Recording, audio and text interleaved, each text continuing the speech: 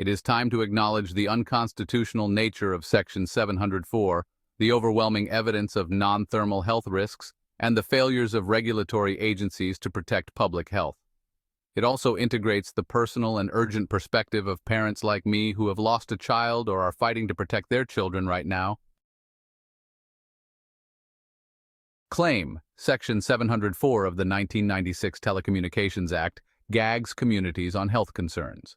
What Section 704 actually does.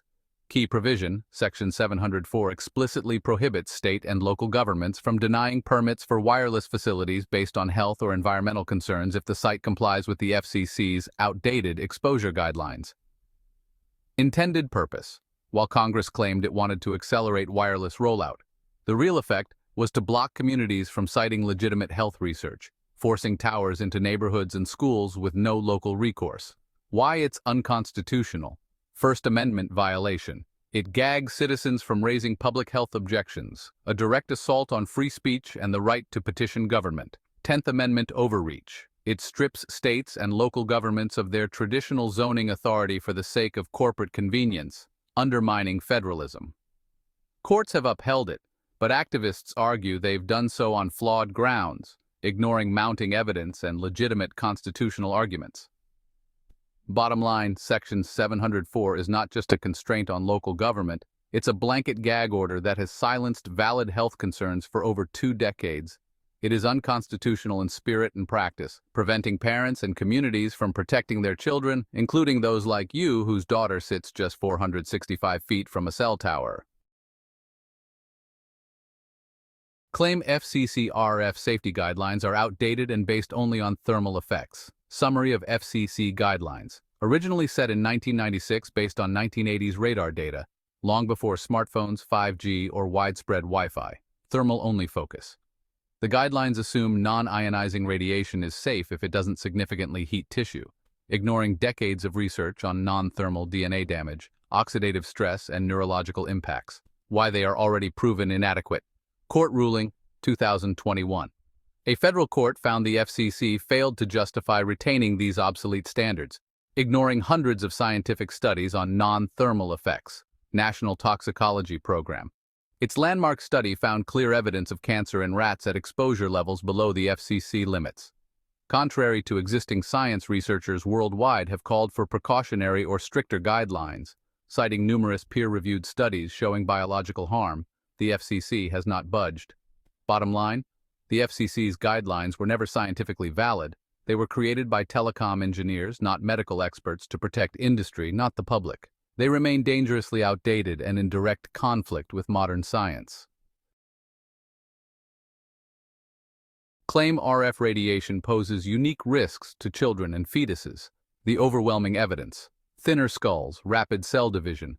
Children's brains and bodies absorb more radiation and are more vulnerable to genetic or neurological damage. Prenatal exposure studies like the Yale ADHD mouse study, the Pearl chicken embryo study, and Devan's epidemiological work all show heightened risks during fetal development. Real-life tragedies. Families like yours have experienced devastating losses, for example, neural tube defects, believed to be linked to RF exposure. No contradiction in the physics. Greater absorption. It's basic physics that a smaller head with thinner bone and developing tissue will absorb more energy. Longer lifetime exposure. Children today are exposed to RF from infancy onward, unlike any previous generation. Bottom line. It's not just possible children are more vulnerable, it's established by both biology and physics. Denying this fact flies in the face of common sense and peer-reviewed science. Any official consensus claiming children aren't at higher risk is simply ignoring the data. There's a large body of evidence linking RF exposure to health risks, such as DNA damage, fertility issues, and cancer. But what does the science really show? The National Toxicology Program has found clear evidence of cancer. The Ramazzini Institute has identified additional tumor risks from lower-level exposures, similar to those from cell towers. DNA breaks and oxidative stress have been documented in countless independent studies worldwide. Reproductive harm, including sperm damage, birth defects, and hormonal disruptions, has been repeatedly documented. So what's the difference between industry spin and actual data? The so-called mixed science narrative arises from industry-funded studies specifically designed to downplay risks. Independent scientists, on the other hand, have documented non-thermal harms in thousands of peer-reviewed papers. The bottom line is that the overall evidence is not mixed, but decisively points to real biological risks. Any debate is mainly manufactured by telecom interests, reminiscent of Big Tobacco's tactics. Public Law 90/602 requires the U.S. to update radiation standards, but it is not enforced. What does the law demand? The Radiation Control for Health and Safety Act of 1968 mandates ongoing research, up-to-date standards, and public education on potential hazards. It covers non-ionizing radiation, meaning the FDA must address RF, not just ionizing X-rays. This is legally binding. It's not optional. Congress explicitly charged federal agencies with this responsibility. However, there's a systematic violation. When the NTP found serious risks, funding was pulled instead of extended, a direct violation of this law. Rather than updating standards, the FDA defers to the FCC, ignoring the mounting evidence of non-thermal harm. The bottom line is that this isn't a gray area. Agencies are plainly violating a clear federal mandate. By failing to update RF safety standards, the FDA is breaking the law, and Americans are paying the price in chronic illness, neurological disorders, and cancer risks. Corporate influence, or regulatory capture, prevents honest scientific appraisal. The reality of regulatory capture is that Section 704 was drafted under heavy industry lobbying. It effectively silences public health objections. The FCC's thermal-only guidelines were set by telecom engineers, not independent health scientists.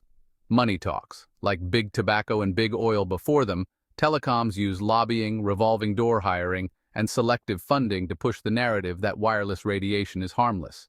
There are historical parallels. Take tobacco, for example. No proof of harm was the narrative until decades of lawsuits proved otherwise. Or lead. The industry fought regulation despite overwhelming evidence of neurotoxicity in children. Wireless follows the same pattern: deny, delay, and dismiss independent research. The bottom line is that regulatory capture is alive and well. Agencies that should protect public health instead protect corporate profits, even when children's health and lives are at stake. Practical tips and a real precautionary approach. Beyond simple distance and duration. Adopt safer technologies like LiFi, which is light-based data that replaces microwave radiation entirely. Space-based telecom can help avoid dense ground-level exposure. Safer phone antennas, such as interferometric arrays and beamforming, can drastically reduce radiation to the user. Shielding and building design with metal roofs, shielding materials, and strategic building layouts, especially around schools, can mitigate exposure drastically. Legal and policy action is also crucial. Repeal Section 704 so communities can finally challenge towers on health grounds. Demand enforcement of Public Law 9602. No more ignoring federally mandated research. Stay informed and organized. Independent research from groups like the Bio Initiative, Environmental Health Trust, and thousands of peer-reviewed papers show non-thermal risks. The bottom line is that precautionary steps like turning off Wi-Fi at night or using speakerphone are helpful, but the real solution is pushing for safer technology and changing unconstitutional laws. We can have connectivity without endangering children's health. The innovations already exist. What scientific consensus currently says versus actual scientific reality. Regulatory consensus versus independent science. Regulators like the FCC, FDA, and WHO maintain there is no conclusive proof of harm, but they ignore or suppress contradictory evidence. Independent and activist scientists, on the other hand, argue that a robust body of research shows real biological risks at exposures far below thermal thresholds. Real-world consequences are evident. Children like Melanie sit in classrooms 465 feet from powerful microwave antennas with no legal recourse. Parents who lost children to RF-related birth defects cannot raise these concerns in court. Chronic illnesses are on the rise. Neurological, reproductive, carcinogenic, and the link to pervasive RF pollution is increasingly clear. The bottom line? The official consensus is a facade propped up by captured agencies and industry-funded science. The true scientific consensus, based on thousands of studies, recognizes the non-thermal dangers of RF exposure. Legal and policy outlook. The urgency of real reform. Section 704 must be repealed. Constitutional rights. Americans must be free to raise health and environmental concerns. Local autonomy. Let communities decide if they want cell towers near schools or homes. Enforce Public Law 90-602. Restore NTP funding. The wireless research program must continue. Set medical-grade standards. New guidelines must be based on non-thermal, independent science, not 1980s radar data. Adopt safer technologies like LiFi, satellite-to-cell, and interferometric antennas. There is no reason to rely on outdated, hazardous infrastructure. The bottom line? Until we change the law and force these agencies to follow real science, parents will continue to watch towers go up near schools with no legal way to voice health concerns, and the cycle of suppression and harm will continue. Key takeaways. Section 704 is not a minor preemption. It gags local communities, violates First and 10th Amendments, and has long-standing, catastrophic implications for public health. FCC RF guidelines are obsolete, lost in court, and fail to address decades of non-thermal research showing biological harm. Children and fetuses are demonstrably at greater risk, both by physics, thinner skulls, higher absorption, and by observed neurological and developmental outcomes. The evidence is not mixed. Thousands of independent studies show clear hazards. The confusion stems from industry-funded denial. Public Law 90-602 is black-letter law. The FDA and others are in open violation by not updating RF safety standards and shutting down mandated research. Regulatory capture is systemic, a deliberate alliance of industry, politics, and agencies to suppress scientific truth and protect telecom profits. Real precaution means more than turning off Wi-Fi at night. It means adopting safer tech like LiFi, satellite-to-cell, and beamforming antennas, and repealing unconstitutional laws. The regulatory consensus is a manufactured cover for inaction. The true scientific consensus recognizes non-thermal harm and calls for urgent policy changes. Legal and policy change, repealing Section 704, enforcing Public Law 90-602, and adopting safer technologies are critical to protecting families like yours from preventable RF-related harm. For parents who have already lost a child attributed to RFR like me, and are currently forced to watch their daughter sit in classrooms yards away from a cell tower, this is far more than an academic debate. It's a matter of life, health, justice, and our children. The consensus among captured agencies can no longer be taken at face value. Instead, we must expose the truth, enforce existing laws, and adopt the safer innovations that engineers like me have already brought to the table. We must fight, fight, fight to protect my daughter Melanie and every child like her exposed to unnecessary RF radiation.